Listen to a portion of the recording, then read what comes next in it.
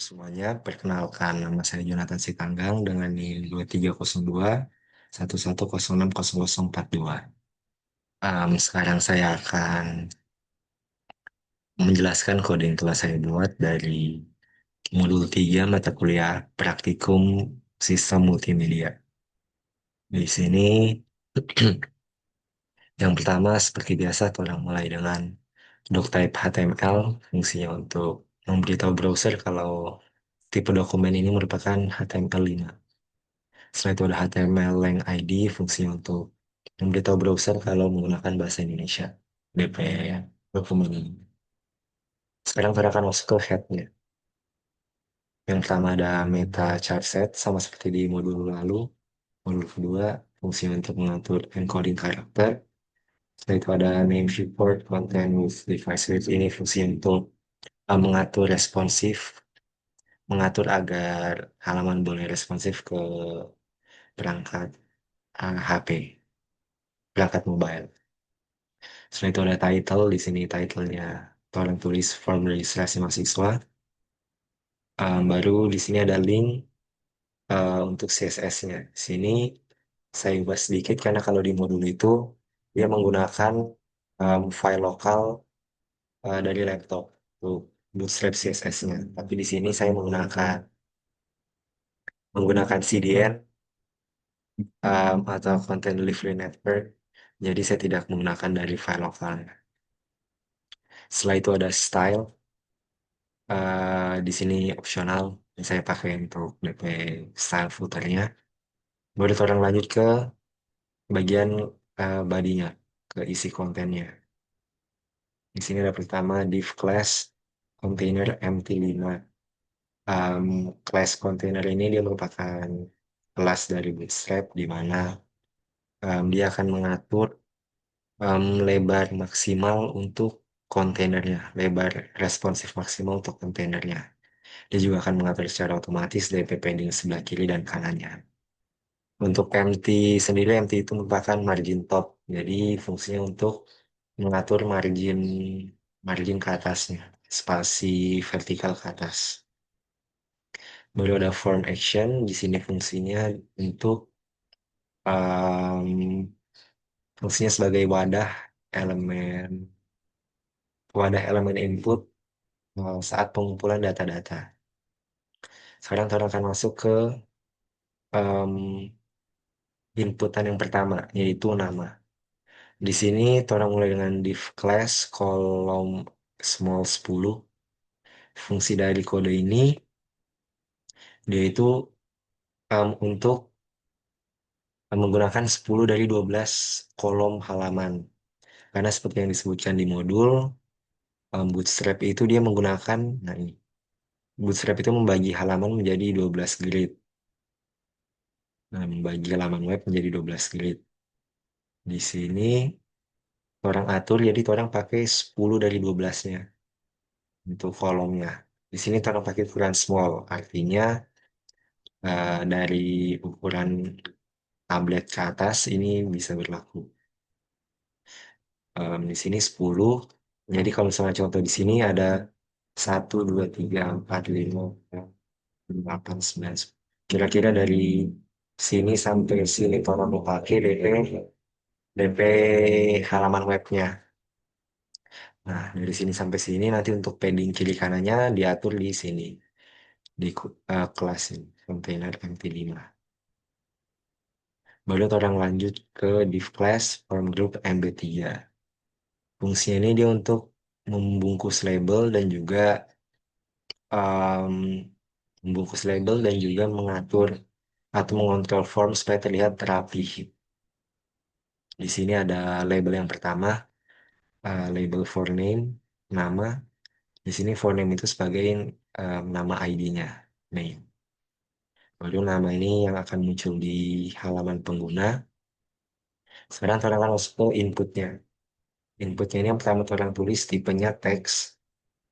Eh, Baru kelasnya form control. Sini itu untuk styling. Jadi kelas ini fungsi untuk styling standar DP inputan. Jadi berupa DP padding, DP border. DP kolom itu diatur di sini stylingnya. Lalu placeholder ada name. Placeholder sendiri itu fungsinya untuk em, petunjuk buat pengguna. Jadi kalau misalnya kan nanti ada kolom, ada nama, baru kolom untuk isi namanya. Kalau orang belum isi apa-apa, nanti bakal muncul tulisan name di kolomnya. Fungsinya untuk petunjuk ke pengguna. Baru name-nya nama, ini fungsinya itu sebagai nama field yang akan dikirim ke server eh, saat pengguna submit. Baru ada required. Required ini fungsinya untuk mewajibkan pengguna untuk mengisi input. Gitu. Baru orang lanjut. Em, sekarang tadi nama, sekarang ada email. Sebenarnya kurang lebih DP kode sama. Di sini di class form group MB3. Oh, MB3 itu dia itu margin bottom. Jadi kalau ini MT itu margin top untuk ngatur DP margin ke atas, ini margin bottom untuk ngatur margin ke bawah. Baru labelnya di sini for tuan pakai email, email. Nah, DP perbedaan mungkin ada di inputnya. Di inputnya di sini orang pakai tipe email. Kalau di atas tipenya teks, di sini tipenya email. Jadi waktu di browser nanti dia bakal atur DP format sesuai dengan format email. Jadi otomatis DP inputan harus ada DP add-nya. Karena email kan pasti ada add. Jadi kalau nggak ada add, dia dianggap udah valid. Baru DP kelas masih sama, form control buat ngatur styling inputnya. Placeholder juga sama, email, name-nya email, di sini juga diatur required, jadi harus diisi. Baru lanjut ke selanjutnya, ada lanjut ke password. Di sini label password, password. Untuk inputnya di sini juga yang berbeda di tipenya. Tipenya ada password. Jadi otomatis kalau di browser, setiap karakter yang orang ketik di input password ini, dia akan berubah menjadi dot dot. Jadi tidak dapat lihat DP huruf-huruf atau angka-angka yang ditulis. Sisanya masih sama, kelasnya form control, placeholder di sini orang tulis password, name-nya password juga. Name itu nama field yang akan dikirim setelah orang submit. Baru di sini orang setting required juga.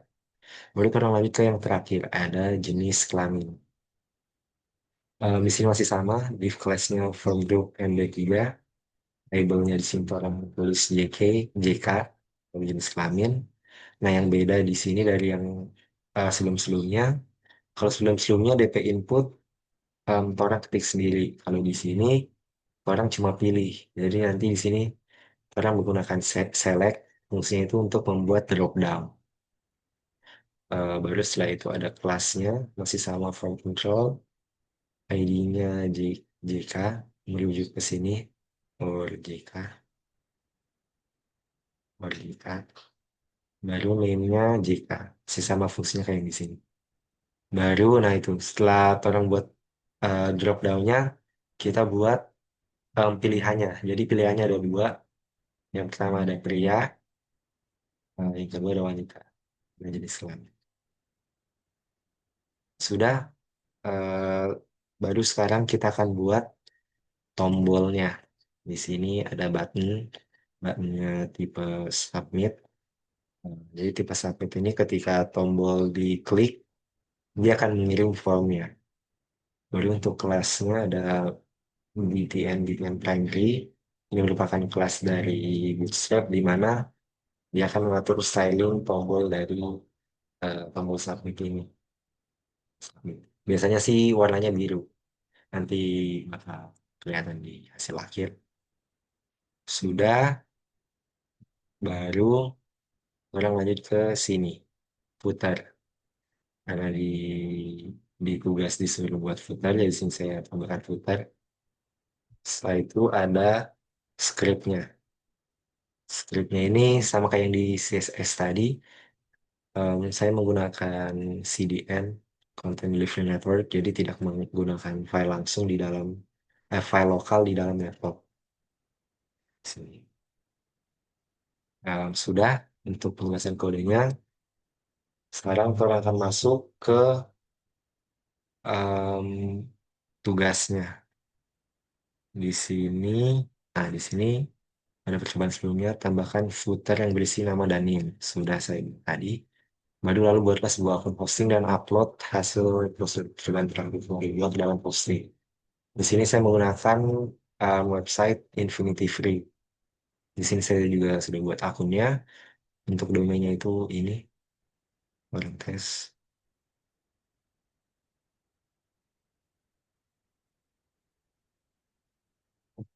Nah, di sini bisa dilihat hasil websitenya. Di sini orang tes isi misalnya emailnya